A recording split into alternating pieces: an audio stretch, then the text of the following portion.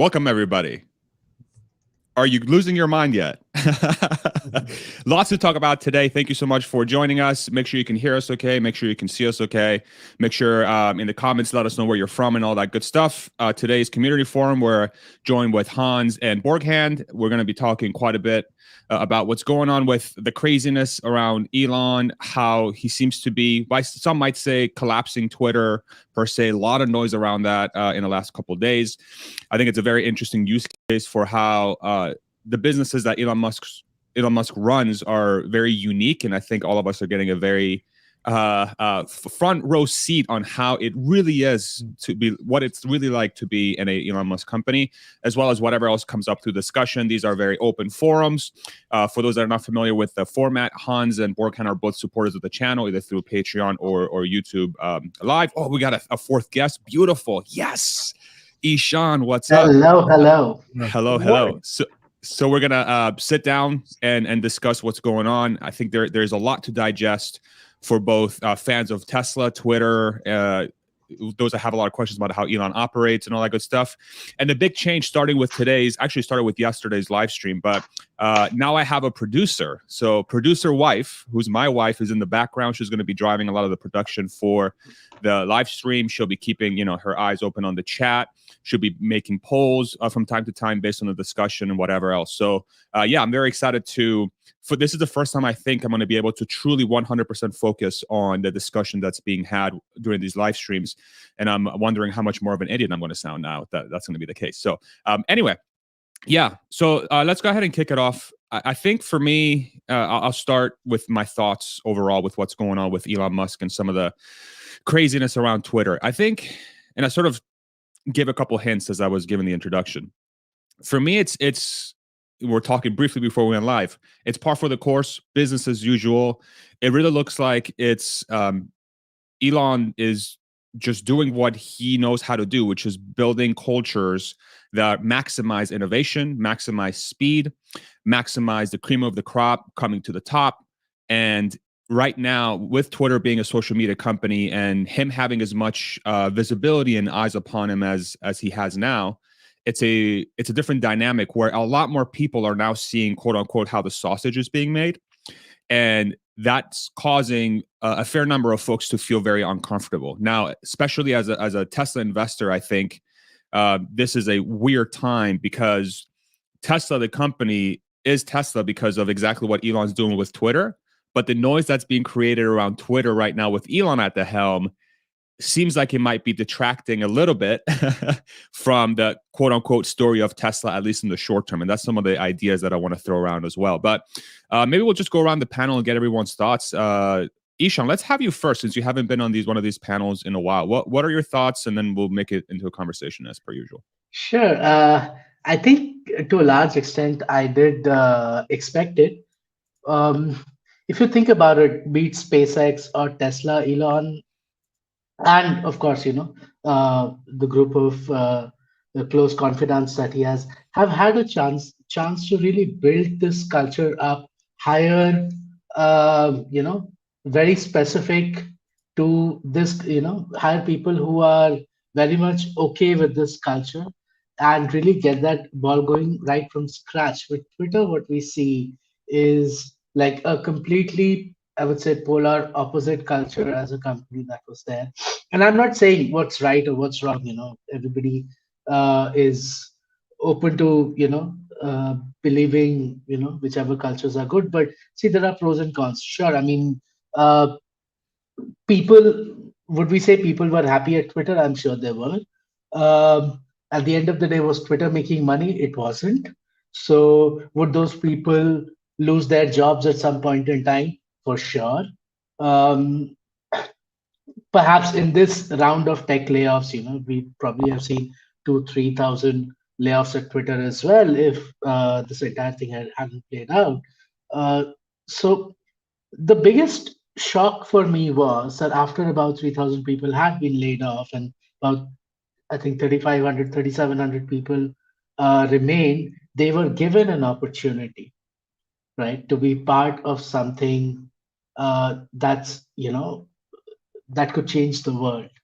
And a majority of them, by reports, of course, unconfirmed, chose to not be a part of it. And this is what I would say is either are people so comfortable in what they're doing and do not want to take up a challenge, or is it just this herd mindset that, hey, you know what, this guy is the devil and I'm not going to work for him, etc. I mean, they're all smart. They know he runs, some very successful companies, some of the most valuable companies in the world, right? So, I mean, is it fear psychosis? Is it just, people who are just extremely comfortable?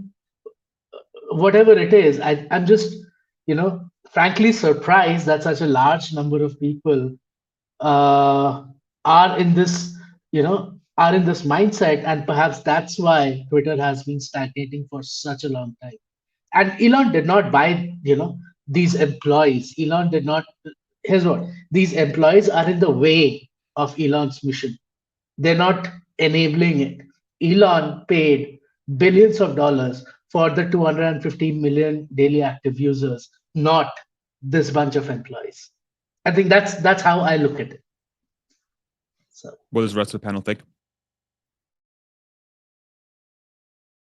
I'll go for silence. it. I'll go for it. Yeah, so I kind of think about this a little differently, of course.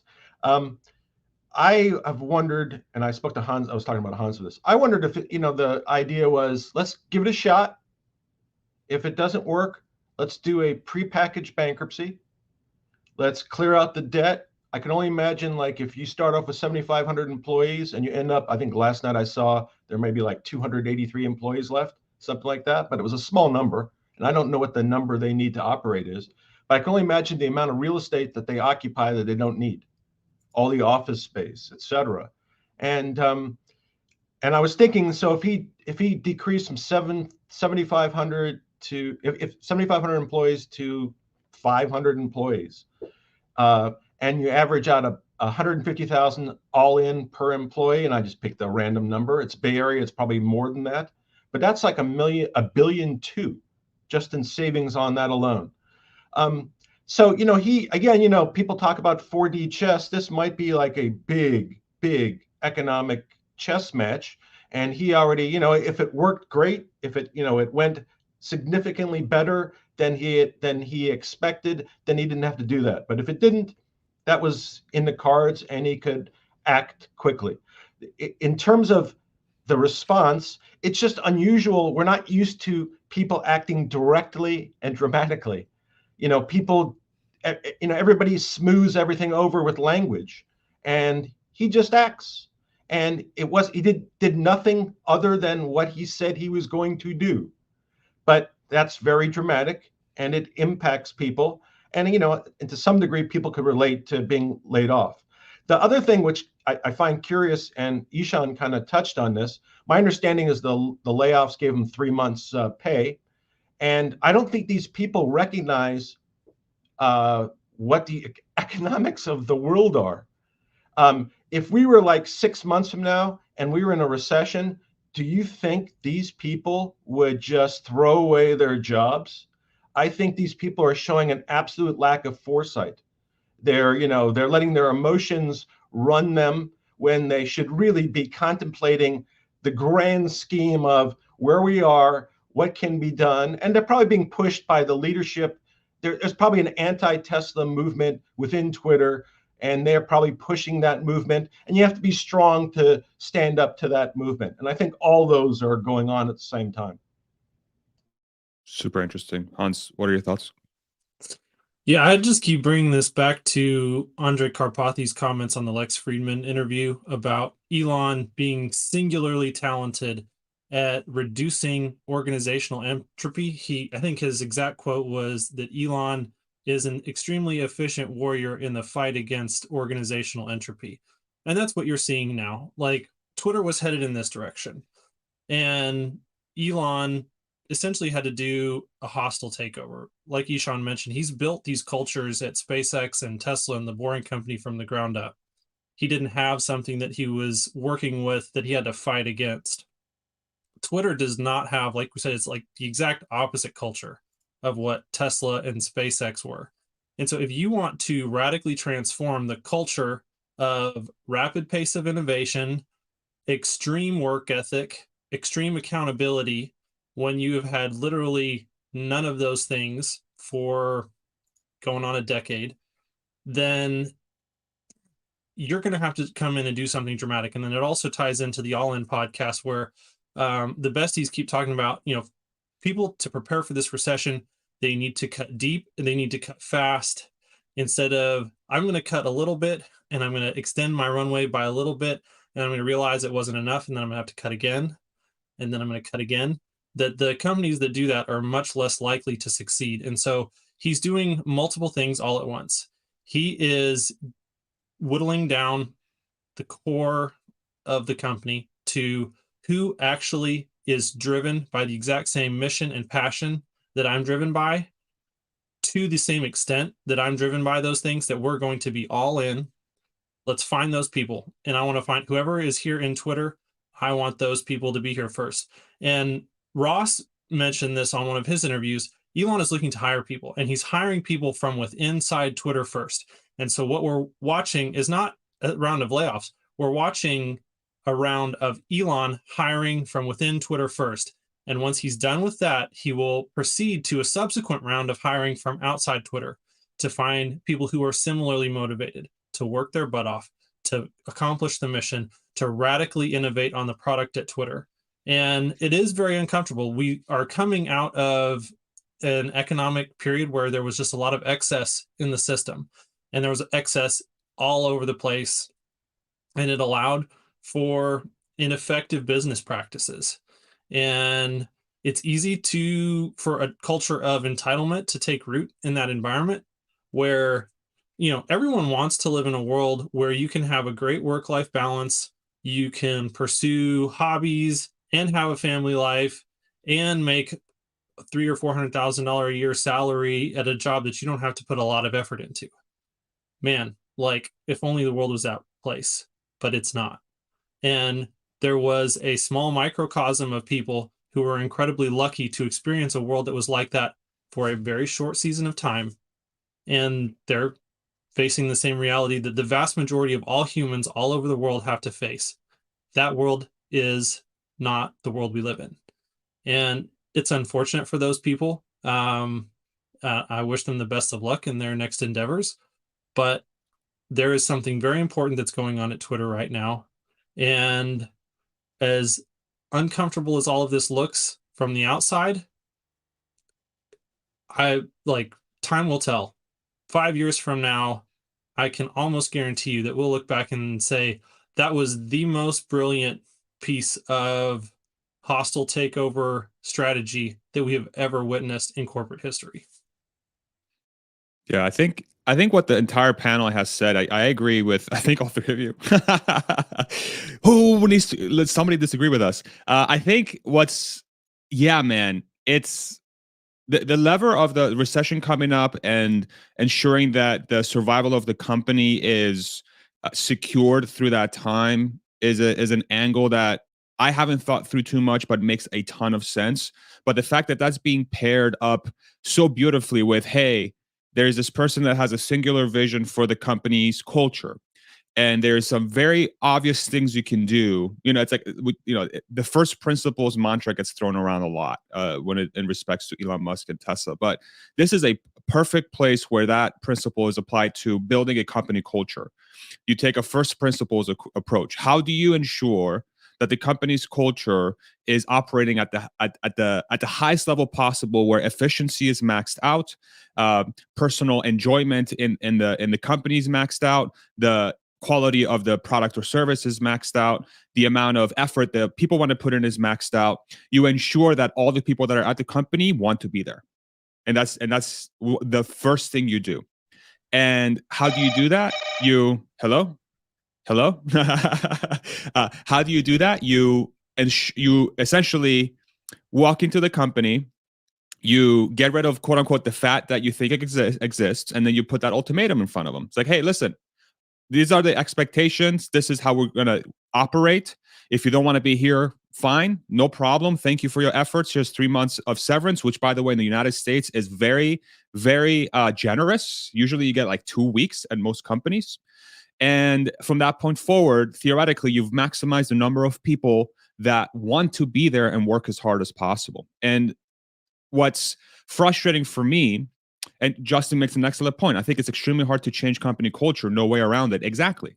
It's change. And how many people in the chat, or how many people, on the panel, have you seen people or have worked at companies where you're like, God damn it, it's so hard to do anything because people just hate to make change, and the leaders are afraid to do it because of the repercussions and the shitstorm that's going to be created from that. This is an example. Twitter is a perfect example for people that like to build businesses or are trying to learn how to be a leader at the optimal level. This is where emotion, ego, and willingness to go through pain is in perfect display in order to maximize what your vision is for that company. And a lot of times that gets lost in the conversation. It's a perfect showcase on how to do that. Yeah, it's just fascinating. Ishan, I saw you went off mute. Go ahead and share your thoughts. Yeah, no, so this actually reminds me of something that you said about your time in Tesla, and something you've learned, and I think a lot of us have learned from you. That is, in order to succeed in an environment like that, well, one that's created by Elon, you've got to feel comfortable feeling uncomfortable. And I think right. a lot of people are not there, or probably have lost that. Just on another side of things, and perhaps if somebody has Elon's ear and can elevate this, there have been tons and tons of layoffs across the US, about 120,000, and there are a bunch of people who are on a timeline.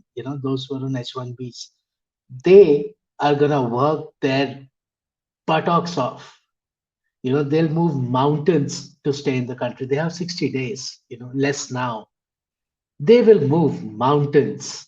It's funny you say that, because literally one of my friends that is still at Tesla, she's on visa. I don't want to say the name, but I was talking to her, and it's like, that's the kind of message, is like, I am going to work so freaking hard. Like, you have no idea. I'm already working my ass off, but now I'm going to go crazy. I'm going to go crazy to make this happen. Go ahead.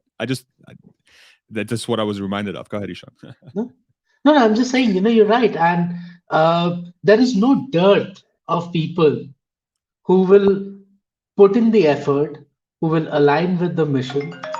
And, it is just, I mean, I think that people do not realize that they had the chance, the opportunity of their lifetime. Yeah. Go ahead, Parker. Yeah. So a couple quick things. So when you terminate more than 50 employees in California, you're supposed to give a 60-day notice.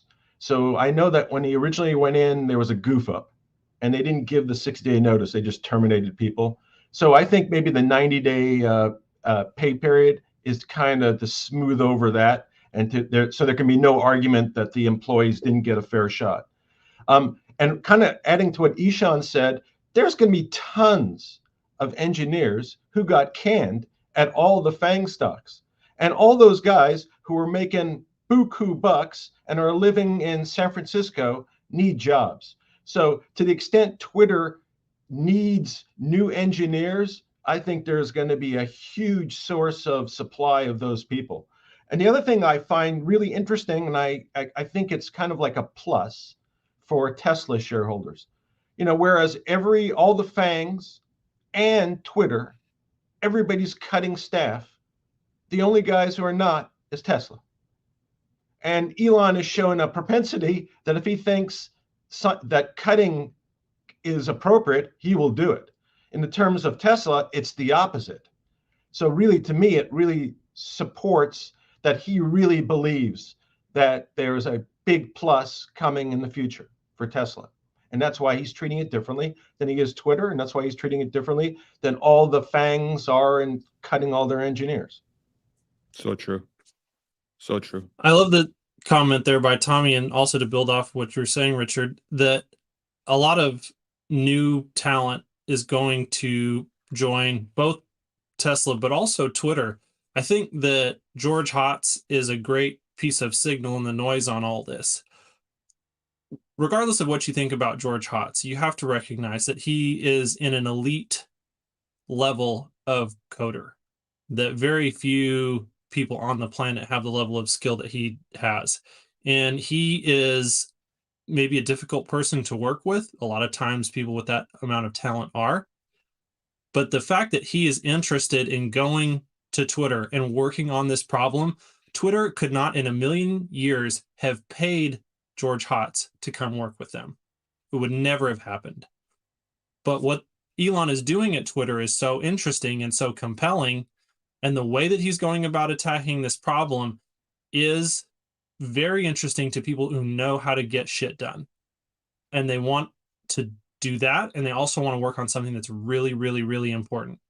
And they're going to get in there and they're going to put their head down and they're going to do amazing work. And you're going to find out that 10 George Hotzes can outwork 7,000 Twitter employees. Exactly. Yeah, it's that. Go ahead, Richard.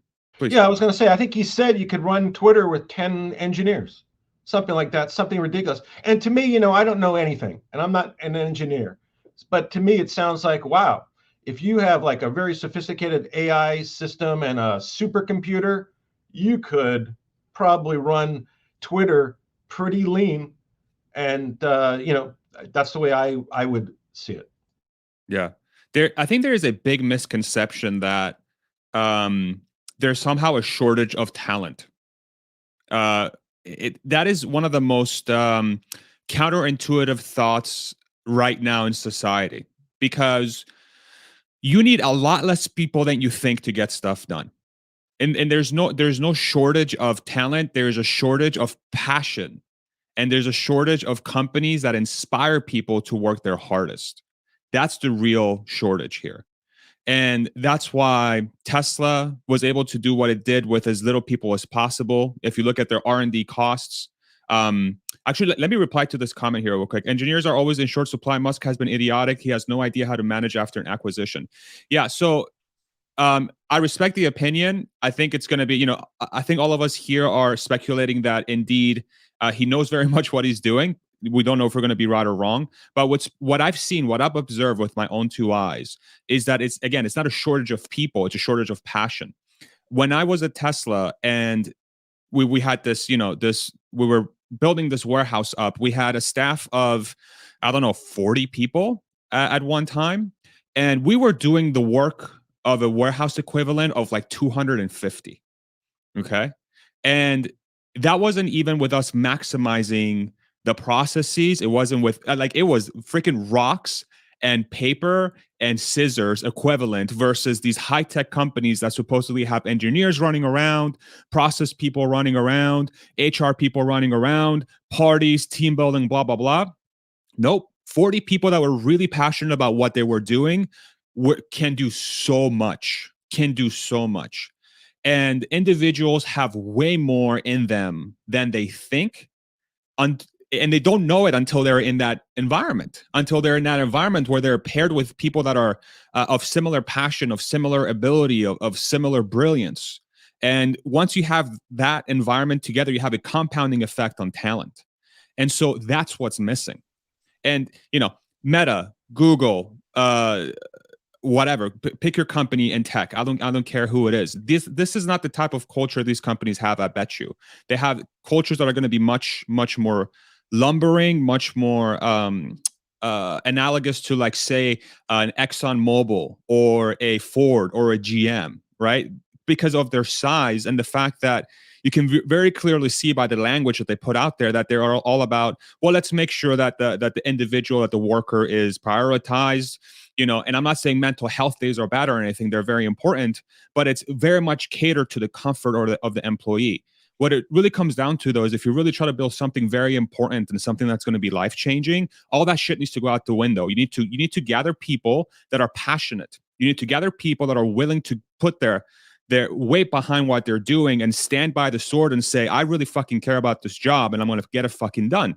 And that's the sort of passion that I think an Elon Musk type person invokes in people.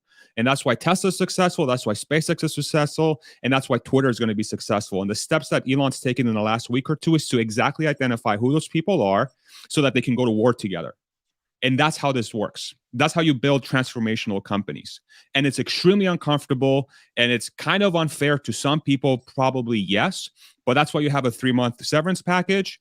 But you got to keep moving forward, especially if you believe that the mission of the company is so existential, which I believe Elon thinks that. And I think personally, long term, it's probably going to be very important to have a platform that, in the ilk of Twitter, that's trying to, prioritize truth and trying to build a place for all of us to sit down together and have a conversation before we all kill ourselves.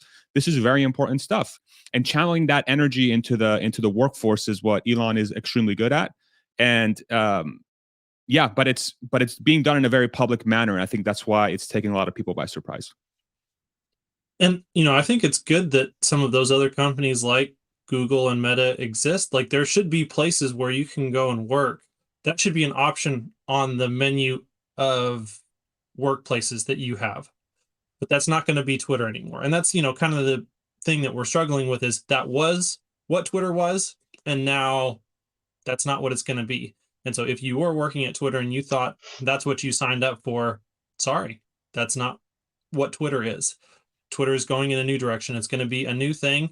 And, to go back to his comment, don't forget, Tesla had 500,000 job applications last year. If you don't think that great engineers who applied to Tesla last year are not going to be interested in applying to Twitter this year as this restructuring progresses, I'm sorry, I don't know what to tell you. That's not how this is going to go down. Elon will have his choice of the talent that he needs to do what he wants to do at Twitter. Exactly right. 3 million applicants, by the way. 3 million. It's crazy. TJ says, keep in mind that Tesla and SpaceX are the number 1 and number 2 in demand company for new engineering grads. They get a ton of resumes. They can pay a bit low for the market and still attract top-tiered engineers. Yeah, and they make it up on the backside with stock. And that's how I'm a perfect story of this. I took a giant pay cut to go to Tesla. I was able to negotiate quite a bit of that being made up in stock, which we're very happy to do. And then 4 years later, boom, this is how it works. This is how attracting really good talent works. By the way, shout out to Producer Wife. We have Producer Wife in the background bringing up these comments and managing the stream. Man, it's so much easier for me right now to just be focused on the conversation. And thank you so much, Producer Wife, for taking on the load of this. You're doing a great job so far. Go ahead, Ishan. Yeah, we're going to be calling her PM, not PW. It's going to be weird otherwise. Okay. But PM is Producer Ma'am. Okay, Producer Ma'am. Okay, perfect. Yeah, you guys. So, I'll call her Producer Wife. Yeah, so who knows Robert Frost? Name's familiar. Who is that? He's a poet. Not personally. No, I mean, who's read Robert Frost? Right? So I pulled up a poem, and I would like to read like the last stanza. And Sure. The name's Two Tramps in Mud Time. It's about this guy who's, out in his yard, chopping lumber for firewood. And two tramps come in, they say that, hey, you pay us money and we'll chop lumber for you. And this guy's like, no, this is labor of love for me. The last stanza reads, but yield who will to their separation. My object in living is to unite my evocation and my vocation as my two eyes make one sight. Right? And of course, only where there's love and need are one, and work is play for mortal sakes, is the deed ever really done for heaven and for future's sakes. So I think this perfectly describes the culture that Elon is looking for. Like, you love what you do, you bring in that passion, as two eyes make one sight. That's not what a lot of, I guess, people find in their jobs, right? Of course, I mean, they might love all the, a number of perks. Yeah, I mean, $13 million spent on food in the San Francisco headquarters. Sure, I mean, all that's fine if the company is making money. I mean, I'm not against it, but you've got to provide a service that's valuable and make money while doing it. And Elon's right. You can't scale to 1 billion users and lose money on the way. Everyone's going to go bankrupt. So, yeah, I think it's just at the end of the day, something that a lot of people do not realize. But also, I have a question for this panel. We believe that there are about what 300 odd employees left at Twitter. How long before this number goes up to about, let's say, 500, 600? Okay, what according to you guys is probably going to be like a steady state employee number over the next, let's say, 12 months, and how long will it take for Elon to raise headcount to that level? So do we know how many people are working at Twitter right now? This might be a good thing for producer wife to look up. Do we know how many people are at Twitter today? You said 300, Ishan? Yeah, we've got the number 283 floating around. Yeah, I saw it last night on Twitter. It was like 283 or 293. Okay. So what is Twitter? Twitter is a software platform. It's 100% software that's running on servers. It's run by code. And right now, what it's doing, it's ensuring that people can share written words and some form of media between each other globally. So you need servers and you need coders to make sure that the platform doesn't collapse. And you need people that are putting in work to ensure that, say, things that are illegal, things that are against the terms of service are being upheld. And the question becomes, how much of that work needs to be done by humans and how much of that work has to be done by software? My gut tells me that the software side of the business probably wasn't built out as much as it should have to do a lot of that, say, moderation work. It's likely that in the last week or so, 2 weeks since Elon took over, there has been some leaps and bounds made with the talent that was brought over from Tesla, the FSD team, to write some code to say maybe take care of the biggest 80 to 90% with some sort of clever algorithm. It's kind of impossible to say how many people you probably need at Twitter, but you definitely don't need 7,000. You definitely don't need 10,000 because it's proof. It's proof. Twitter had what, 10,000, close to 10,000 people before Elon took it over. Now it's got a fraction of that, maybe a tenth of that, and the platform's still running. My experience has never been better. It's last night was the funnest time I've ever had on Twitter. It was a complete shit show of people melting down, and there was conversation happening everywhere. I didn't encounter one spam bot. I didn't encounter anything that was negative, and the platform worked perfectly. So I'm like, okay, so you don't need 7,000 people. My guess is probably somewhere between, for Twitter to work at an optimal level, I'm just spitballing here, probably between 500 to 1,000. And then to get it to the next level, I don't know, maybe a little over 1,000, because it is software after all. It's not hardware, it is software. So scaling software is much easier. What do you think, Hans?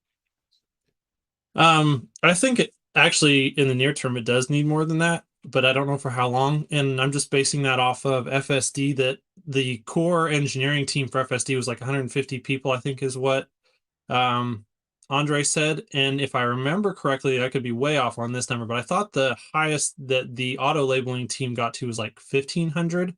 And I think they're going to be in a phase right now where they do need a lot of people in an auto labeling type role for a season. So I could see their total need being, maybe $2,000 to $3,000, or sorry, 2,000 to 3,000 employees for, inside of that 12-month window. I don't know that it extends super far beyond that, but we'll see. Yeah, I was going to say is he cut immediately like to 3,500 or 3,750, and so I figured probably another half below that. So in my mind, even though this is pure guessing, I have no idea, and they probably have no idea until they kind of have a full grasp of what they have. But I'm guessing like between 1,000 and 2,000 that would be sufficient to do the job in the current time frame. But I kind of wanted to talk about one point before, because I saw it on the comments, and to me, it's kind of a practical point. Most of the FANG companies are on the West Coast. The West Coast obviously has a reputation of being a liberal location. And, I myself am a moderate socialist, so I'm not on the left side of things. But that was a joke, by the way.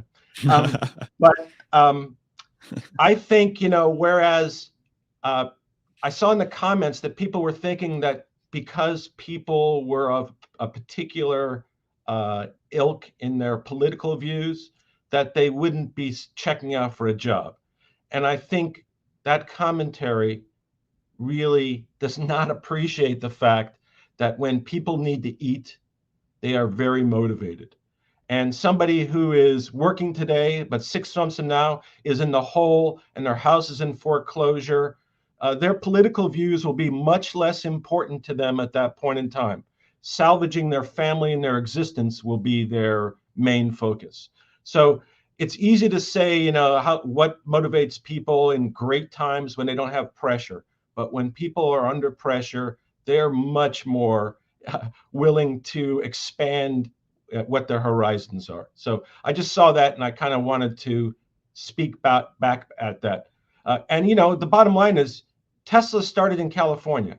So Elon moved Tesla because the government in California, the regulatory setup, the taxes, and I could relate very well to that.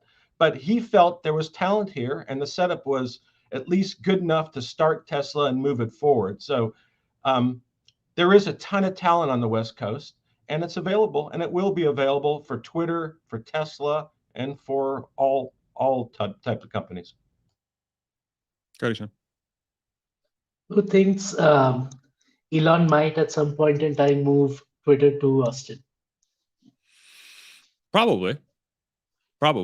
It makes sense because, you know, the land out here is way cheaper. Real estate costs are way cheaper. No income tax. It's a booming town. It's central. So if people need to travel, it makes it much easier. A lot of high talented people are flocking to this area.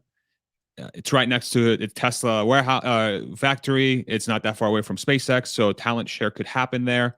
It makes a lot of sense to move that, and it's much more. It's more diverse. I would say it's a little bit more diverse around here than it is where that company is. And I think if you're in the social media game and you're really trying to make a platform that's truly that's trying to maximize everyone's experience, you need balance. And I'm not saying Austin is this cradle of like balance. It's not. It's quite a bit left leaning. But the vibe out here that I felt is like, it's cool, man. Just come out and hang out. You know, I believe what I believe. You can believe what you believe. That's cool. Let's have some barbecue. You know, it's a very inclusive, open vibe. And I think that type of person is underrated in this day and age, especially for a company that's going to be at the forefront of moving conversation forward. So a lot of things are lining up for it, and not to say that the Twitter headquarters at San Francisco is probably optimized for like over 1,000 people, and if you only have 300 people, you need to close that sucker down tomorrow. You know, because are you wasting money right now? Yeah, I don't know if you guys have any thoughts around that, but that's kind of where my head has gone. Yeah, I was going to say, you know, the thing I worry about Austin is the same thing that happened to Silicon Valley. So what happens is, and it already happened, I have not been to Austin in the past 10 years, but so this is all what I've heard. But I know the real estate values went up dramatically after Tesla announced their move. Yes. And in Silicon Valley, that's exactly what happened. San Jose, in my opinion, I think it's a shithole, in my opinion. I'm not a big fan of San Jose, but it's like one of the most expensive housing costs in the United States. And it's because everybody piled in from everywhere. And I know, and there's a reason why people are moving to Austin, besides the low tax base. But it's kind of like a self-fulfilling concept here. People go there because it's inviting, but too many people will go there, so the cost of living will become exorbitant, and you'll end up kind of the same boat. So I would hope that Tesla has a little more foresight. And the thing that I would like to see Tesla do is build housing for their employees. So if they would, you know, because there's plenty of land available, but there's no builders building right now because of interest rates, et cetera. But there's a shortage of housing. But if you build housing, it would keep housing costs low. You could subsidize, that could be part of your package. You come to Tesla, they give you some discount off the cost of housing, and plus the stock. But that might alleviate in part the problem that you're going to encounter, where you're going to have this increasing spiral where you're going to price out everybody and you're going to kind of end up in the same economic boat. Yeah. Good, Hans. I think as long as the government stays out of the way of companies like New Community and Boxable, that we'll get a solution to that, and Tesla won't necessarily have to lift a finger. It's true. It's a good Sure. point. Yeah, no, so one thing about Austin that I think is different when we compare it to Silicon Valley is the kind of jobs that are coming up in Austin. Like, I see a healthy mix of both blue collar and white collar jobs. And Farzad, please correct me if I'm wrong. But It's true. with Silicon Valley, it was all white collar jobs, software, tech, high tech companies, 80% gross margins, able to pay exorbitant money to attract the top talent, etc. Whereas in Austin, we see that there's a balance. So I don't know how much of an impact it will have, but it will definitely have a bit of a stabilizing impact, I believe. When there's like this, it's a manufacturing hub. We've got those workers. It's also a tech hub. We've got those workers. And I think the big opportunity here is to actually get people move from SF to not just Austin. It could be close by. It could be, I guess, what are the towns close by? You've got college. What's it? In Texas? You've got Texas A&M. You've got Texas A&M. Texas A&M. You got Texas Tech. You got a bunch of schools out here. You What got are the the Longhorns. couple of towns close by within a 40-minute drive, right? So They're farther away. They're quite a bit farther away. Okay. But it's like, I mean, Texas is a gigantic state, but there's a huge amount of people that there's like 5 or 6 top tier colleges in like the same area, but you still got to drive like 4 or 5 hours. Yeah. Oh wow. Okay. But anyway, so the thing is, it doesn't have to be that concentrated. Silicon Valley, the entire West Coast, the amount of space, like physical land, is a lot smaller compared to the sprawl that we can have in Texas. The kind of jobs that we have a lot more widespread than what was in Silicon Valley. So hopefully that self-fulfilling prophecy, as you called it, is going to have like a longer iteration. It'll take longer to play out than it did over there. It's interesting you say that though, because I think California does have a lot of land. It does have quite a bit of land. It's the second largest state by third largest by I think Alaska, Texas, and then California. So, but it's the taxes. It's the taxes and it's the business culture that's preventing that type of variety there. Having a manufacturer plant in California versus you would have to be an idiot to have a manufacturing plant in Texas when you have places like Arizona and Texas and Oklahoma and Georgia and all these other Florida, these very business friendly states that offer you a lot of incentives. But that's a really interesting point you make, that the combination of blue collar and white collar in a Texas is going to hopefully delay or eliminate the human condition of everybody come to this place and let's just fuck it up. And of course I'm not saying, hey, California's about, that's not what I'm saying. Actually, California is one of the most beautiful places I've ever been to, and I actually do like California quite a bit, but it is not a friendly state for businesses, and that's just a fact. And it's true. That's why you have a lot of people leaving that state. Go ahead, Richard. Yeah, Farzad, I'm sorry you hate California, but I've never said that. Come on now. I know.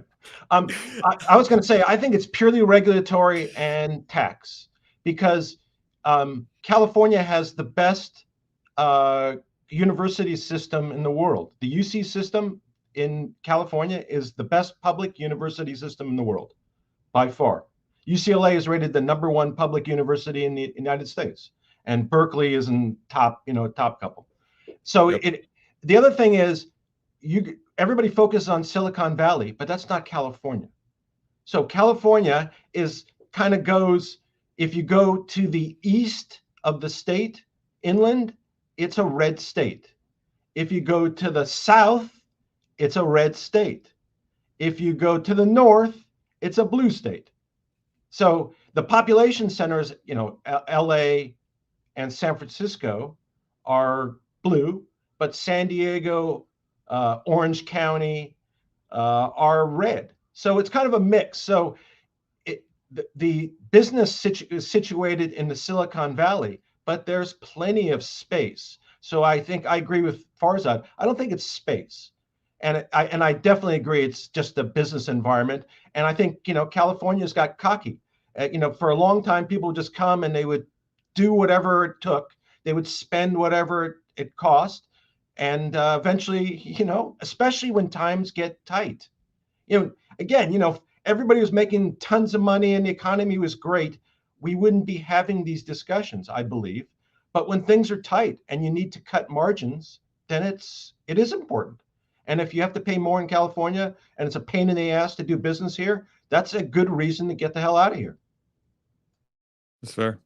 Go ahead, Hans. It's also important to recognize, what is it that you need? One of the things that Silicon Valley really has going for it is just the culture of innovation. If you are going to do a startup, you can go other places, but there's a lot of benefits to being in Silicon Valley for that specifically. But Twitter's not a startup.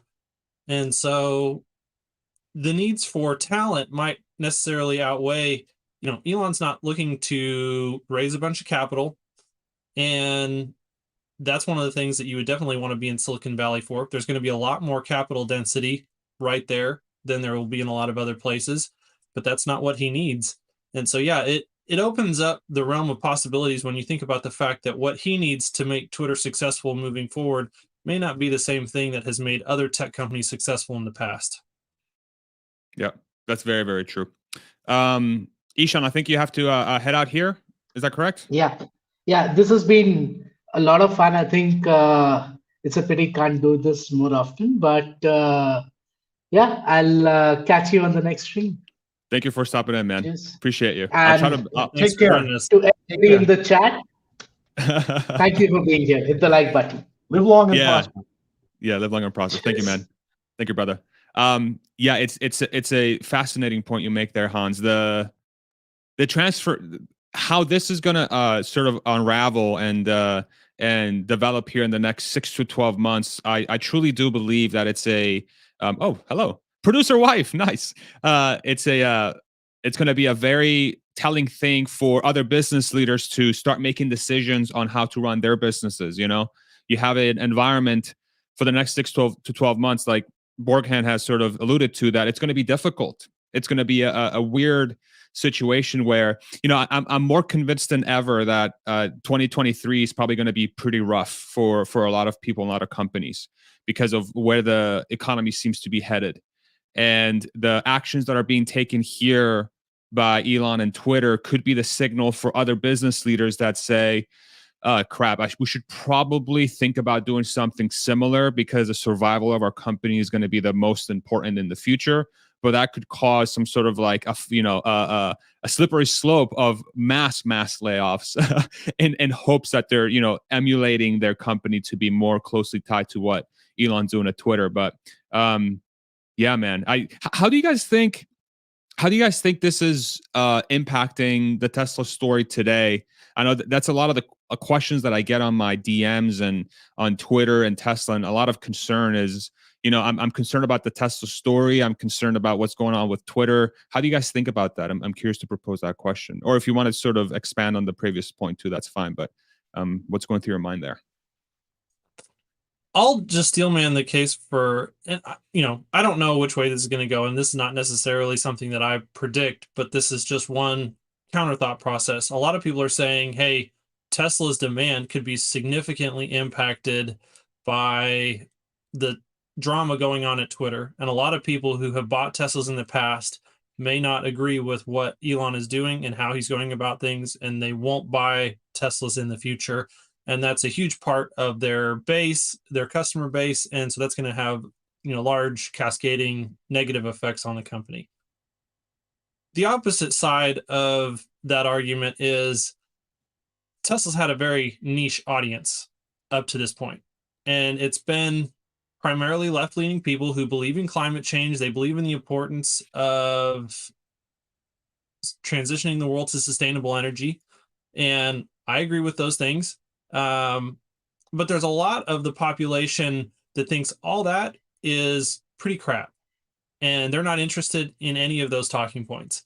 But a large portion of those people actually have felt somewhat suppressed on social media in their ability to share their views. They believe in free speech, and they're excited about what Elon is potentially going to do with Twitter. And so it's kind of a possible, like, is it Bayesian math, like predictions where you are overestimating the impact of a small or of a large factor in a small amount of people versus a small factor in a large population of people. So like if you ran into someone on a college campus who was nerdy and looked down at their shoes and they had a hard time interacting with you, what's the likelihood that they're an engineer versus, like the humanities student? Well, in most college campuses, the engineering students are a very small minority of the overall students, whereas the humanities make up a large portion. So you might think, hey, obviously nerdy type person looking down at their shoes, not comfortable interacting with people, probably an engineer. Actually, statistically, in all likelihood, it's a humanities student who's just one of the very few humanities students who's has those characteristics and qualities, because there's just so many more humanities students than there are engineering students. And so there's a very real possibility here in this situation that the market share that Tesla is opening up for their customers is significantly larger than the market share that maybe they're alienating because of Elon's actions at Twitter. So, yeah, I agree with that 100%. Go ahead, Richard. Yeah, I was going to say, so my advice would be don't sell your stock now. If you unless you're absolutely stuck, don't sell your stock. And obviously, again, financial advice. Yeah, that's definitely not financial or legal advice. I was going to say is I believe that what happens is, again, we're in a crappy time, so everybody's going to kind of focus on the negative. That's just human nature.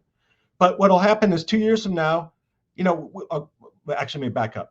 We forget Tesla's stock price was at $414 or $412 at one point. It actually was $1,200. It was pre-split. And when that was the case, we all loved Tesla. We loved everything, and everything was great. And the company was going to go. The stock was going to go to 4,000. I think Warren Redlick thought it was going to go to 50,000 a share next week. But when the reverse is true, the reverse is true. We think it's in the shitter. It can only go down, and we live in the moment. And most of us are long-term. So all this is irrelevant. It's very stressful, but it's irrelevant. And I believe like 2 years from now, in the current time frame, do I think it impacts Tesla demand? Yes, I do. But we're selling all the cars we can produce, so whatever. Will a recession hurt demand? Yes, I believe it will. Or it will limit growth, one or the other. But 2 years from now, nobody's going to remember what happened in Twitter. And if you need an electric car and Tesla is producing the best product, you're going to go buy the Tesla. And we're going to be talking about a stock price that's different than 170, whatever it is today, some ridiculous stock price. And it'll follow. It'll follow the business. Now it's following the macro. And we're supercharged right now. We're supercharged negative just because Elon's just a magnet for that. So when it's negative, it's negative. But the flip side will be true also. When it's positive, he will be a magnet for the positive, and everybody will be rushing in, and we'll get the benefit of that too. So well put. So well put. I jokingly said on Twitter that this whole thing that's going on with the freedom of speech thing and being, bringing voices forward and vote conservative for the House for balance. I'm like jokingly, but I don't know. Could it be the marketing campaign for the Cybertruck? I wonder if this is like a 4D chess move to hype the thing up coming up next year. But you make such a good point. The other thing too that's really curious about this is like the work that's being done today.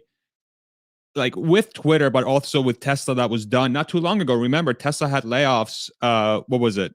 Like 4 or 6 months ago. It feels like a lifetime ago, but there were some pretty big quote unquote moves that were made. It was 5% of the, I think, salary workforce, or 10% of the salary workforce that was let go, which is again a very usual thing that companies do to ensure that the company culture is healthy. That was big news. People are worried, oh my God, is Tesla going to lose demand? Q3 was posted, a record quarter. Q4 is going to be posted here shortly. Probably going to be much bigger than definitely going to be much bigger than Q3. So the growth continues moving forward. The work that's being done with Twitter right now is to set it up for the future. It just so happens that Twitter has been run in a very different manner, and now it's actually being right-sized to what's needed. So all these like difficult steps, all these difficult moves are being made now so that what Richard has just described actually happens in the next 1 to 2 years time. This is what needs to happen. And then into next year, you have Cybertruck coming out. You have Model Y probably going to be the best-selling vehicle by volume in the world. You have full self-driving starting to take the streets. You have the bot starting to move around and being used maybe internally in some respects. Maybe it will take longer, but and now you're going to have Twitter, which my gut tells me is going to be one of the best social media platforms on the planet because of how much improvement it's going to have here due to that right-sized workforce. You're now going to have a platform where people are going to be like, holy crap, Elon Musk knows what he's doing. He's created this thing that's incredibly fun. And everybody's going to feel that. Everybody's going to touch that. Everybody's going to see that. And they'll be like, wow. So, because everybody has internet access. Everybody can afford Twitter. No, not everybody can afford Tesla.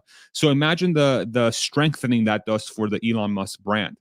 And while he's shooting this giant fat skyscraper into space and bringing it back in Starship, like this is insane. The personal brand for this individual is completely bananas. And of course, does he say things that sometimes piss me off? Yes. Is he sometimes very erratic in how he approaches certain social issues? Yes. But is he also a brilliant entrepreneur? Yes. Does he know how to build businesses? Yes. Does he know how to market his brand? Yes. Does he know how to grow companies? Yes. So it's like, it's so easy to get lost in the weeds. And, now that I have a YouTube channel, I find myself in the weeds because me talking about the weeds, it's what hopefully brings value to people, listening and following the story. But what you just said resonates so much with me, Richard. Let me go ahead and read Anders' comments here. Musk is playing 4D chess, it looks like, all the way from trolling to serious messages, so opponents become really confused. Haha. Yeah, they're like, oh my God, this guy's losing his mind. Yeah, any thoughts around that that we just described there, Richard or Hans? Any thoughts going I was through your going to say that you left off the semi. So the semi is also the 2023, and that's going to be significant revenue in 2023. It's not going to be insignificant. I also saw last night that, and I don't know if this is true, but there's some reference to 30 Cybertrucks manually being constructed and being delivered before the end of the year. I saw it somewhere last night. I don't know if it was, true or not. What I was going to say, the thing that I was amazed by was this week, Charlie Munger coming out and saying that Tesla being able to, produce vehicles was a minor miracle. That's a conservative guy.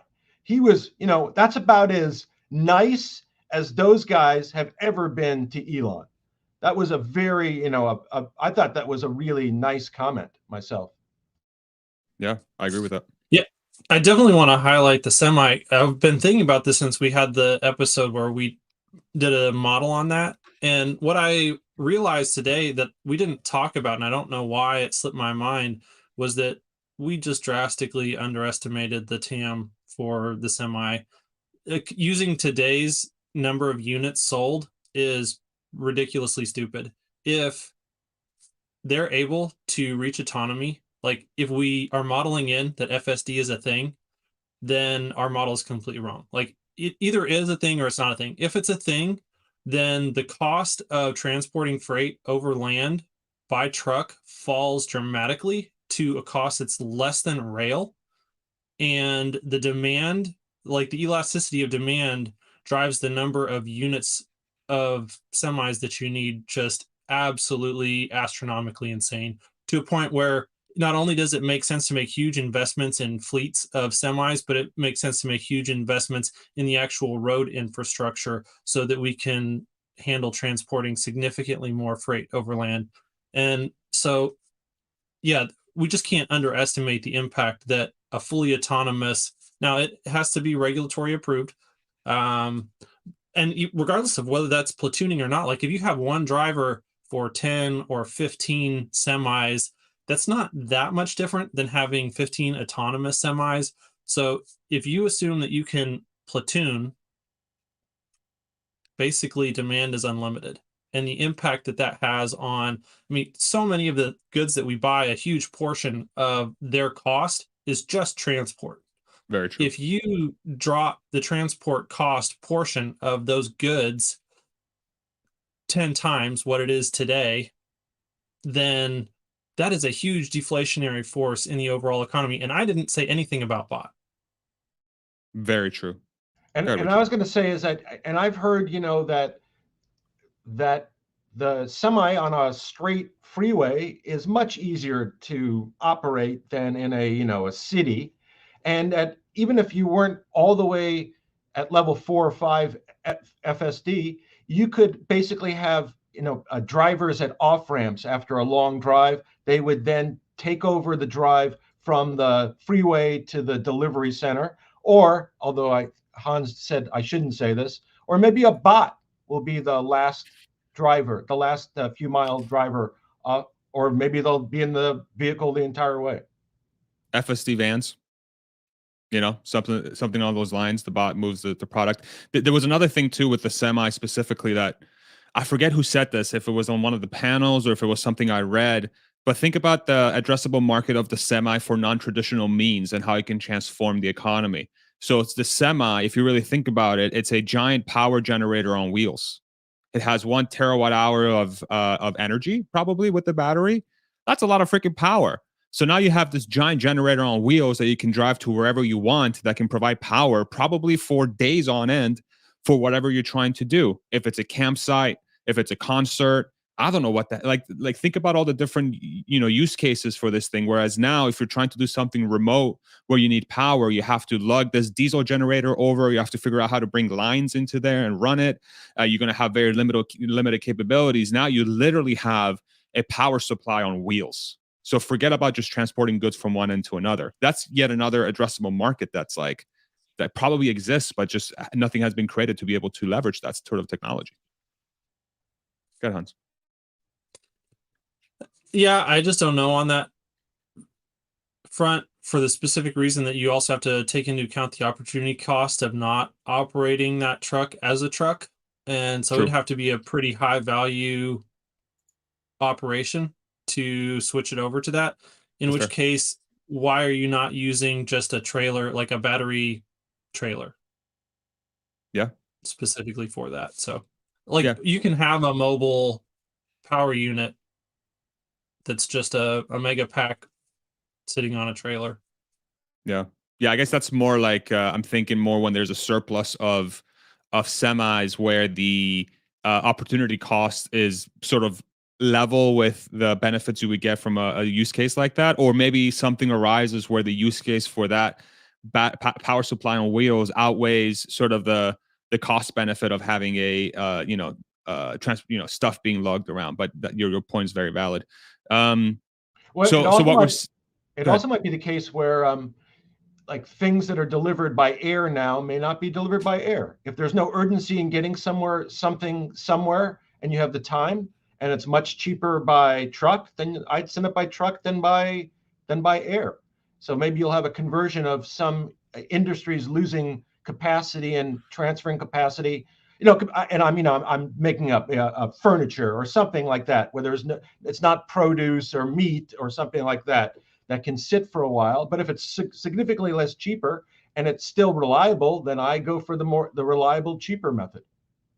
What's interesting about air is that it's not only just a immediate sort of a logistical solution to get stuff somewhere quicker. It's also, especially in times of high seasonality, it's the only option you have.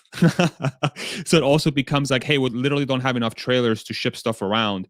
We need to get this. We need to get this in air because there's literally no other option, and that's part of the reason why Q4 typically for companies that ship stuff, which is a lot of companies, it's a freaking disaster. It's a complete disaster. So then that becomes more a function of how can we increase the supply of containers and trucks to lug that stuff around. And I envision Tesla probably is going to do something with that, where they're going to figure out how to somehow tie the increase in trailers to the semis as well, because that's one of the limiting factors during a lot of these times. Is like there's literally not enough trailers, and the more we go into the digital world and the more Amazon stuff, the more stuff Amazon ships and the more cars Tesla ships and the more physical things get thrown around in sort of this internet world, then we're going to need a higher need of that sort of solution. Go ahead, Hans. I was just going to say, you sound like someone who speaks from experience. A few battle scars on Q4 shipping. A little bit. It's I will never forget those days. Go ahead, Richard. I was going to say, maybe that's where the EV toll business comes in also.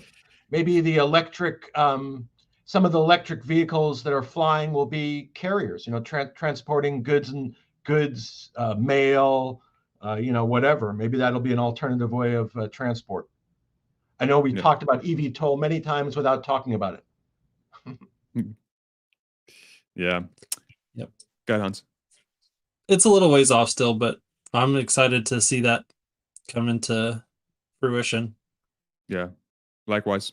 What other topics are in your mind? And maybe producer wife, if you want to start pulling in some comments, if anybody have any questions or sort of things that they're pondering, we can discuss those as well. But what do you guys have in mind as far as topic score, something you want to hit? Yeah, I wanted to because I saw it come up, and I know it was discussed this past week, so I kind of wanted to give a little kind of put it in relevant context.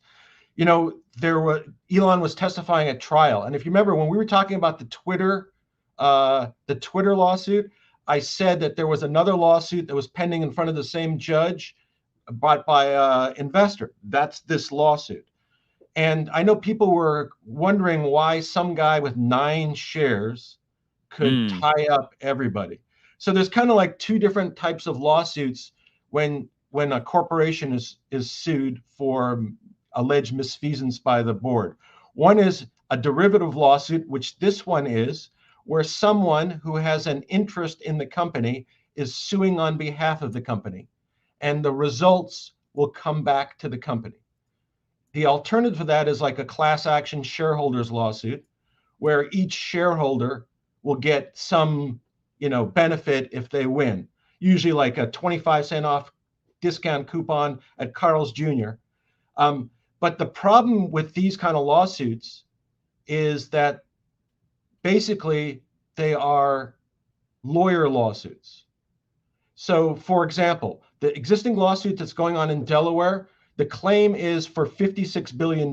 It's basically a claim that when Elon's compensation package was put together, the board didn't really do a good job of monitoring it and gave him too much. So they're asking that he disgorge that entire sum, which is $56 billion. If that were to occur, that would mean that Elon would have to transfer $56 billion worth of stock back to the company, which would not be like a pleasant day for him. But the flip side of that is, so that all the shareholders would theoretically benefit, but the lawyers would get somewhere on the order of 15 to 25% of that sum. So, $56 billion, if you hit one of those, you can have a nice vacation at least. And for a law firm, it's worth taking a chance. So I believe that the Delaware court, and so what happened is all these compensation agreements became popular.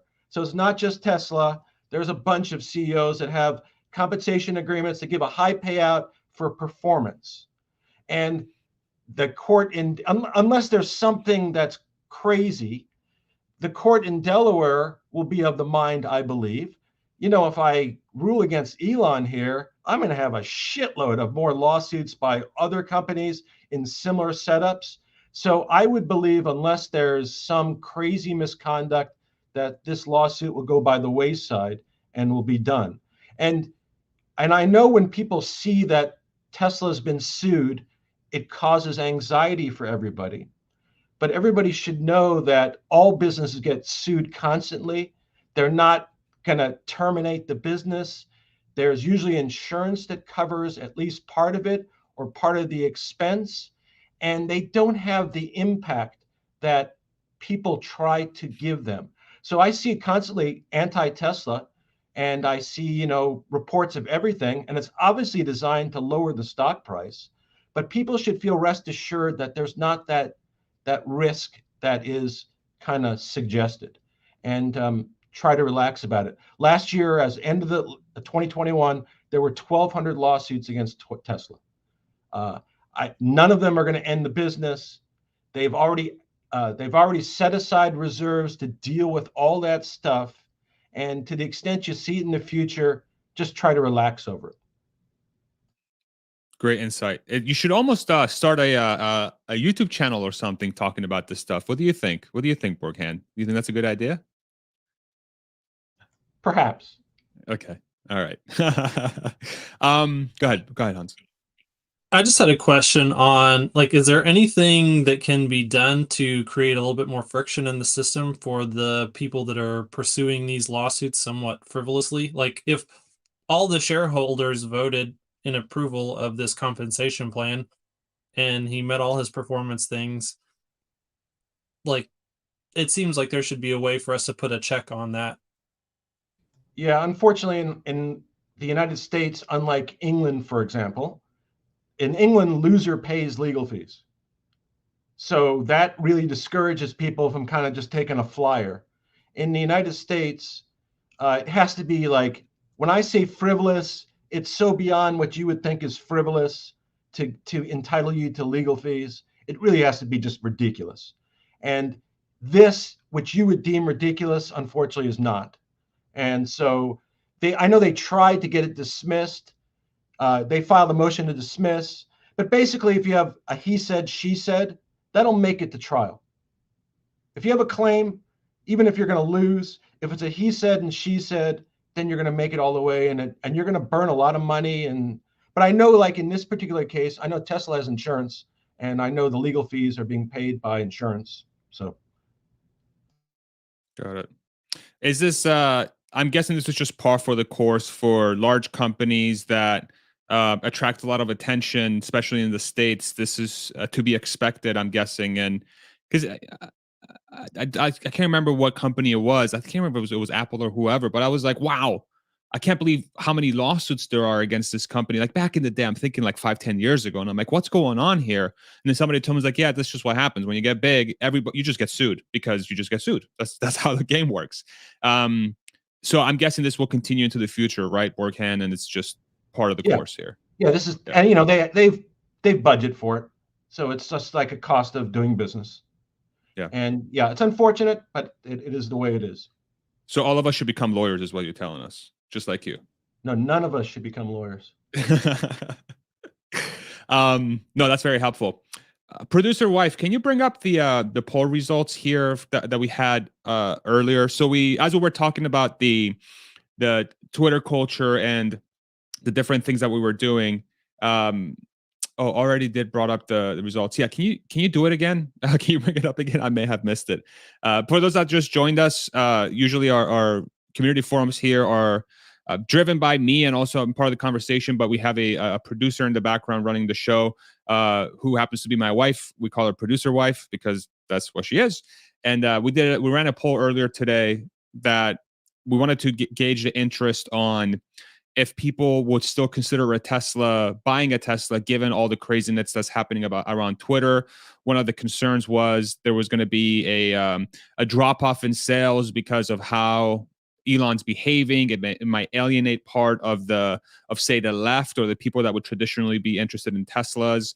And then moving forward, potentially we could have a dip in demand. And one of the polls we put out there was, are you still considering buying a Tesla, to this crowd? Because this crowd, I'm assuming, is quite pro Tesla and quite pro Elon and what he's doing. So if we're able to bring up the poll, let's see. Okay, sorry, can't figure out how to pull up old polls. Okay, no problem. I think it was 96% yes or something. So if we're able to pull that up at some point, we'll do it. But it's all good. Hans, what do you have in mind? What would you like to hit here for the last say 15, 20 minutes? Put you on the spot, bro. No, by the way, nice shirt. Yeah, thank you. Very nice. The robots are coming. merch. The robots are coming. Yep. It's true. Go ahead. Yeah, I don't really have anything else that we haven't touched on. I think these are the big things. Obviously, there are rabbit trails that we could chase, but I don't know what else is really relevant for today. Maybe we'll do a little bit of Q&A and then we'll wrap it up. How's that sound? Yeah. So if you have a question, type question and drop down your comment in the comment section below. Producer wife will go ahead and pull up only the best comments. Only the best comments. Here we go. Lufty, channel member. Thank you very much, Lufty. Do you think Twitter is interesting enough so that top talent wants to work there, like Tesla, SpaceX are on top of the list for university students? I 100% think that's the case. If there's one thing Elon does really, really well is attract top talent. He's an absolute magnet for it. We talked about it quite a bit at the beginning of, let's say, the first 45 minutes of the stream. So I think the only thing that's going to hold it back from being, say, in the top list in the next year or so is because of all the controversy. But by, say, the second or third year, I would not be surprised if Twitter is a top talent for engineers. Hans gave it the example of if George Hotz is going to Twitter, if he's interviewing for Twitter today, you know only the best of the best want to go there. So what do you guys think? Yep, 100% agree. Richard, any thoughts there? Yeah, if they like Tesla and SpaceX, they'll like Twitter. You know, that'd be the same mindset. If it intrigues you there, it'll intrigue you. You know, the work will intrigue you. Perfect. Agreed. And we've seen some VCs, like very high level operators within Silicon Valley, really believe in Elon and what he's doing, and they are committing resources to help, not only in their investments, but they also have incredible networks of people. Very true. Next question. Thoughts on Lucid Air, supposedly cheaper with longer range? I don't know if it's cheaper. Is it cheaper? It's by far more expensive. This is where I held my tongue when Sandy was speaking. This is my opinion. I think Peter Rawlinson is less than transparent. That was being really generous. Lucid Air is basically a company that's controlled by Saudi Arabia. They funded the existence of it. They're going to build a factory in Saudi Arabia. The next factory is going to be in Saudi Arabia. They have an obligation to deliver 100,000 units, or up to 100,000 units, to the Saudis. And right now, they delivered last quarter, I think, 1,300 cars. So the problem with Lucid, besides their being expensive in a recession, and it's going to be tough on sales, they don't have a lot of cash. So in their last earnings call, they indicate 2023, they have cash through 2023. We're already in 2023. They think they might be able to borrow money, but then if a recession comes, is it going to be easy to borrow money in a recession? Maybe not. I happen to think that Lucid is in trouble myself. I think the product's good. The software sucks, but the car design itself is really nice. They really spent a lot of time meticulously putting together, but the software sucks and they don't know how to manufacture. Rawlinson's an ex-Tesla guy. And when I've heard him on earnings calls, when he's questioned, he stammers a lot, like he's uncomfortable. So that's my view of Lucid. Hans, any thoughts? Prototypes are easy. Production is hard. We're at a place right now where we're essentially just getting past the point of producing prototypes. Like Richard said, it's a beautiful car. I hope that they're successful. But yeah, the hardest part lays ahead. And if we're heading into recession, man, that is not a place that I would want to be. So I would personally stay far, far away from investing anything anywhere near Lucid. I know that the margins. I'm sorry. I was just going to bring up Rob's point. Like, margins are huge on this. They're not getting close to any type of volume to where they can support margins that will sustain this company. So even if the product's great and the margin is awful, that's not a company that has a future. It may be a great car, but it's not a company with a future. Go ahead, Richard. Yeah, and I was going to say the flip side of that is that, and this is kind of in response to, I guess, Sandy also said about the Chinese companies. The flip side of the Chinese companies is they're kind of, especially like NEO, for example. So the Chinese government has basically protected NEO. They've insulated them. But that means that they're also going to, my feeling is at some point in time, if they want margins less, if they want cars delivered for a discount to the government. So I think the Chinese are certainly competitive, but economically their margins are going to be terrible. They're not going to be like anywhere near Tesla's margins. So where my head goes with Lucid is, so as producer wife has this up here, Air Pure starts at 87.4. And I don't know if that includes the sort of tax credits and stuff, but 87.4 is cheaper, I believe. And I don't know if you can do this at the same time there, PW, but if you can do shorthand now, PW, if you can pull up the Model S, which would be a comparative car here, that I think starts at like 105. So from the most lowest trim level, the Lucid is cheaper, but this car is not out yet, and it's probably not going to be out for another couple of years. So let's also not forget that Tesla does offer much cheaper cars as well. So the Model 3, I think, in the States starts at like 47. The Model Y starts at 62. You're not going to have the same level of luxury, but you can definitely buy a Tesla that's much cheaper. I actually think Lucid has a future.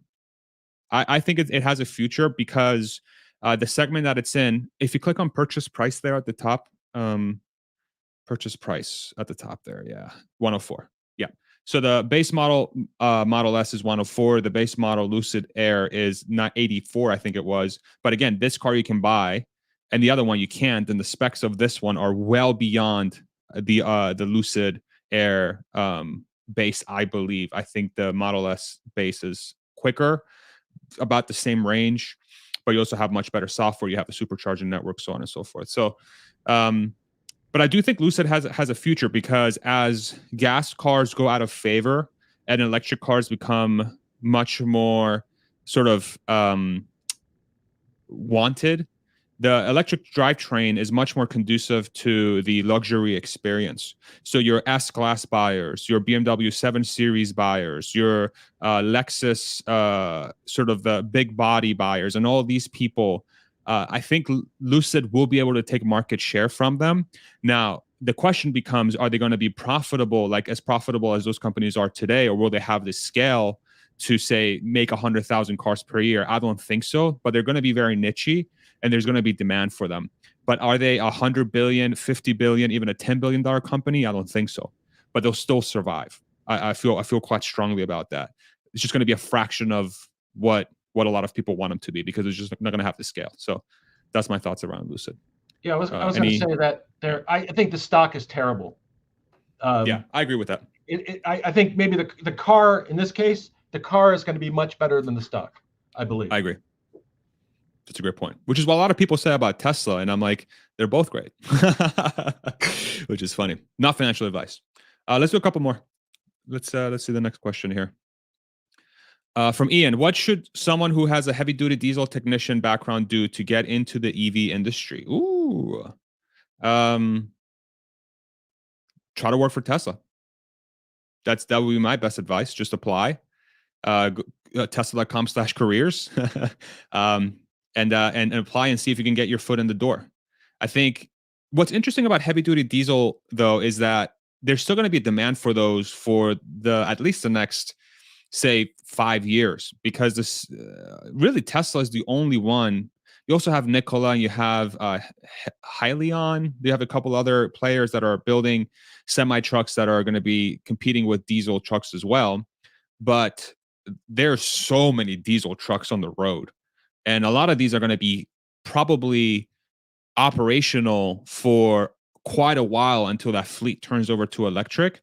So I would say that industry probably is going to have more demand than ever in the next 5 years as people look to hold on to their trucks until they're able to get the next generation. But if you're looking to get your foot in the door early, just see if you can start working for the companies that are building the next generation vehicle. And that should give you enough experience to sort of start going down that path. What do you guys think? Any thoughts there?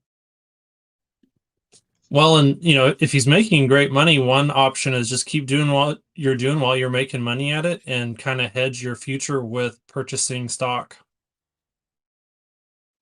It's a good thought. Richard? Yeah, I was going to say, I agree with you. He could join Lucid. He can go work at Lucid. He could go, Polestar, Tesla, maybe GM and Ford, Rivian. whatever. Maybe they'd be more welcoming of somebody with that background. I don't know. But there also might be separate kind of training facilities where you can kind of get trained in the technology as a general rule and expand your skill set. Good thoughts. Next one. Super Jonah, what news should come out for the Tesla stock to take off fast? Great question. This is one that I think a lot of Tesla investors have been struggling with for a year as we've been going down with the rest of the market. It does seem like the way I think about Tesla stock is I think we need to start going down the path of the market realizing what the future profits of the company are going to be, as far as like having a clear lens into seeing like, okay, Tesla's going to be making 20, 30, 40 billion dollars in cash next year. Cybertruck looks to be assured to secure, X number of units per year. Model Y is going to become this really big, sort of the largest vehicle by unit volume in the world. So that's a great thing. And the question becomes how much of that is already priced in. But I think full self-driving is going to be truly the next leg up for the stock. So once it becomes obvious that full self-driving is really the transformational technology that, the folks that are fans of Tesla and what they do believe it is, that's when it goes from, say, where it is now to maybe 2x, 3x, 4x, because that's truly the transformational lever that you're pulling for the company. The other stuff is probably going to be more around getting Tesla to behave more like an Apple or a Google, where it's like, oh, look at how much money they're making. Look at how much money they're making. And yeah, you're going to get a steady upwards lift for the stock. But for it to do that 2x, the 3x, the 4x that some of us think it could do, it's all about full self-driving. What do you guys think? I think this question scares me a little bit. If you need Tesla, and there will be different people coming from different perspectives on this, but if you need Tesla stock to take off fast, you're probably over leveraged. You're probably overexposed, more than likely. Some people aren't, but a lot of times the desire for that is, hey, I want to make money fast. I want to take shortcuts. Shortcuts are a road to nowhere. And you have to think about someone like Emmett Peppers, for example, who made an incredible amount of money on Tesla in a very short window of time. They think, oh, how can I replicate that? What people don't appreciate is that Emmett was making those covered calls from like 2014 all the way through 2020. And he took, I think, if I remember correctly, it was something like a $10 million position, and it was whittled down to about $1 million before it finally hit and the stock rocketed around the S&P inclusion. And so he had to be in a position where he could survive for years on the stock, not making that really fast move before he was finally able to take in. And so it wasn't just his ability to recognize an opportunity for a fast move to potentially come. It was also his ability to patiently fail, hit a number of losing bets before he finally hit the winning one. And so anyways, that's my one concern on that question as a general question. Those are great points. Richard, what do you think? Yeah, I would frame it a little differently. I wouldn't frame it as the stock taking off. I would frame it as positive catalysts. Because, you can have a positive catalyst in a bad market, and you don't go down as much as the rest of the market. So that might be the impact. And kind of for me, what I was thinking, kind of the things that I think in the immediate term, what I would think would be positive catalysts. One, if Elon starts talking about Tesla more, just use the term. That's all.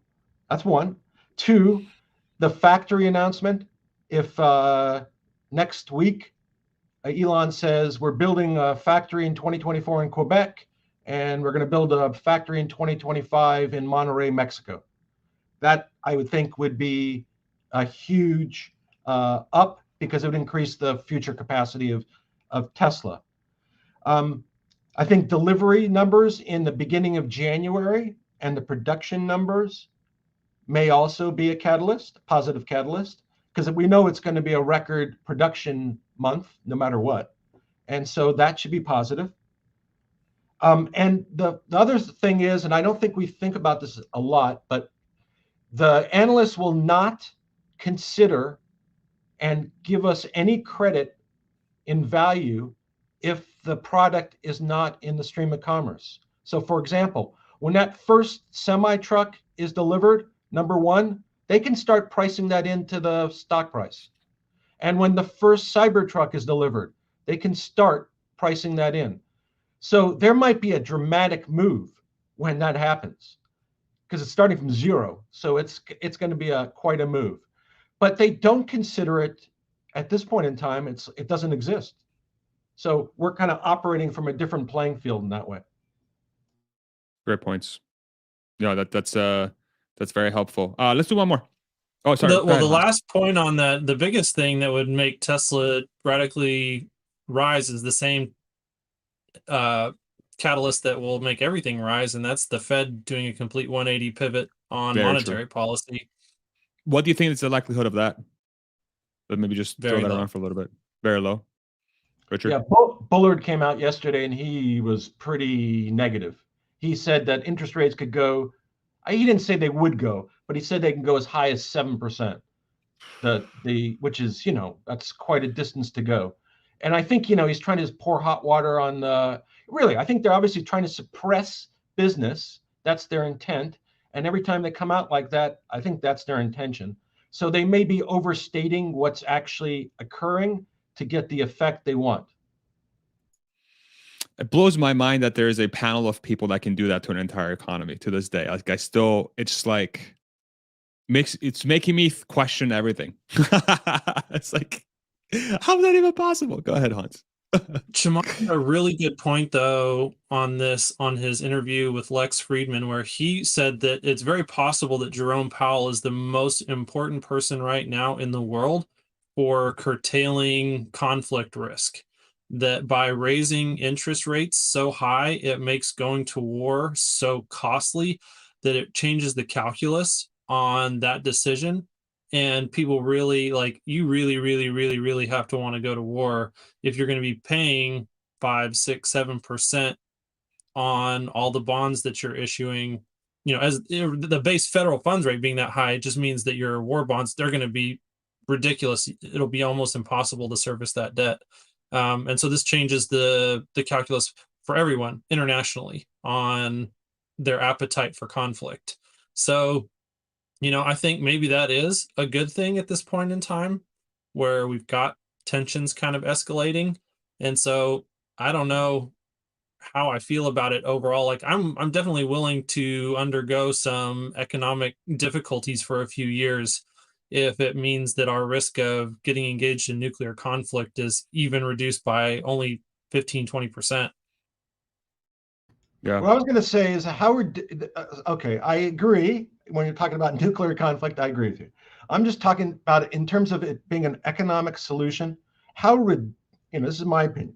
How ridiculous is it that the tool that the Fed has to use as a solution is to put the country in a recession?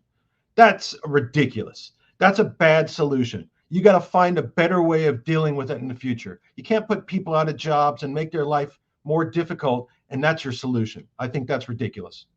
I agree with that. 100%. Yeah, I agree too. In today's world, we should have so much better, we should have better tools at our disposal. Yeah. Producer wife, can you pull up one more question, and then can you also in the background pull up the last tweets that Elon just put out? It's actually a pretty interesting thing we should probably close off the panel with.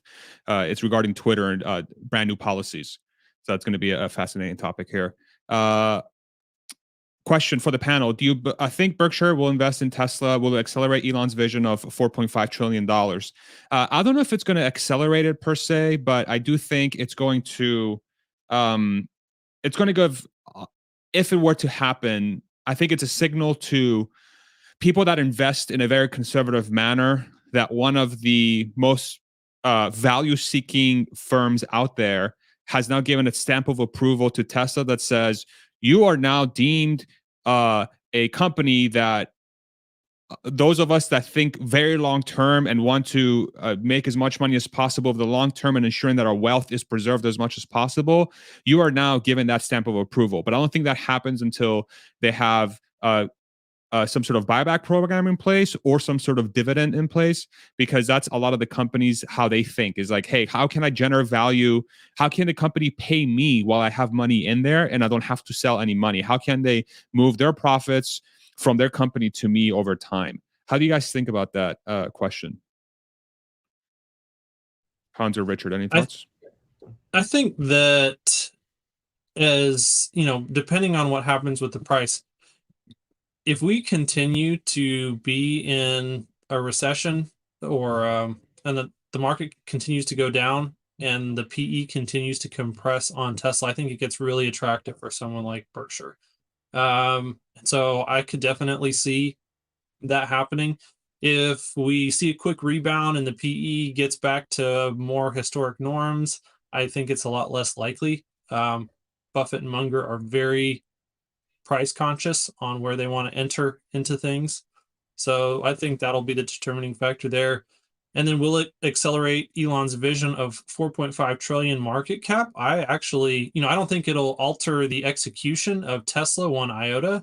I think it will alter the public perception of the value of Tesla pretty dramatically. And so, yes, I actually do think it would accelerate the stock price rally to 4.5 trillion. Richard? Yeah, I would be surprised if they would invest, because I think Elon's just too strong a CEO for them. They're both kind of, I think Munger and Buffett are in their upper 90s. I don't know if Berkshire is going to operate in the same fashion once they're gone. So I don't know if they would, that would be something they would be interested in. However, since Munger spoke this week about Elon, maybe let's throw this out. Maybe they already bought and they just haven't reported it yet. And that's why he came out and made the statement to kind of support their purchase. I'm sure they are able to figure out that Tesla's stock price is a relative value. So it probably fits within that kind of criteria for them. But if it turned out, if next week we find out Berkshire bought into Tesla, I think Tesla would skyrocket. I mean, I think 20%. Wow. I mean, I think it'd go crazy, because I think it would be a real signal that Tesla was safe. Yeah. Yeah. I mean, I guess I didn't have a percentage point in mind, but if the signal is it is a safe company, and even when Elon's out there with doing his quote unquote shenanigans with Twitter, we're still believe in the company enough that we're willing to throw our money behind it. You're 100% right. It's a stamp of approval on how the company is being run and its ability to generate profits. And this is a question I want us to ask Gary Black. Like, what does the perception of Tesla as an investment change within the institutional community specifically if Berkshire invests? That's a great point. That's a great question. Go ahead, Richard. I'm going to say 20% sounds like a lot, but the stock's at 170 and you move to 205. That's 20%, and it's still undervalued. Yeah, that's fair. All right, let's go ahead and wrap it up by pulling up the latest tweets here from our boy. Elon Musk, about 10 minutes ago, new Twitter policies, freedom of speech, but not freedom of reach. Negative hate tweets will be max deboosted and demonetized, so no ads or other revenue to Twitter. You won't find the tweets unless you specifically seek it out, which is no different from the rest of internet. And then a reply below. Kathy Griffin, Jordan Peterson, and Babylon Bee have been reinstated. Trump decision has not yet been made. So that's still that's a Trump overhang. Note, this applies just to the individual tweet, not the whole account. Okay, interesting. So some clear guidance, I think, to add partners by this tweet, I believe. Now we're getting into all the memes. Twitter is such a fun place, y'all. So let's read some replies. This is a great move by Twitter. It will help to create a more positive environment on the platform and make it more difficult for trolls and haters to reach a wide audience. There's a princess, what is that, a Joker meme? Elon Musk with the $44 billion all on fire. Great movie. Scroll down a little bit more. Let's see what else people are saying here. More memes. It's funny how he fires employees for speaking their mind. I don't think that's why he fired them. These are the kind of tweets that make me laugh every time. Like, just people are just virtue signaling 24/7. It's like so fun. Very interesting comment there, which I'm sure Richard is thrilled about. Yeah, and there's a few other things down there. Okay, very good. So, what do you guys think? What do you guys think about those news that were just that was just posted by Elon? Any thoughts? I thought that's great progress in a short period of time. Yeah. Hans? Yeah, doing like he literally said that this is exactly what he was going to do before he ever took over. And so now we're 2 weeks in and starting to see progress on that. I'd say mission accomplished. Yeah. It's interesting on the Trump, you know, I'm not a big, I'm from California. I don't have to tell you where I fall, but it's interesting that he hasn't decided on that. And I know they had kind of a falling out at the end, but it must be, I don't know if it's because of Trump's, competing, what is it, DWAC, whatever that social media site is. But it's interesting. I would be interested to see what Elon's thinking is on that. I view it as two different classes of problems.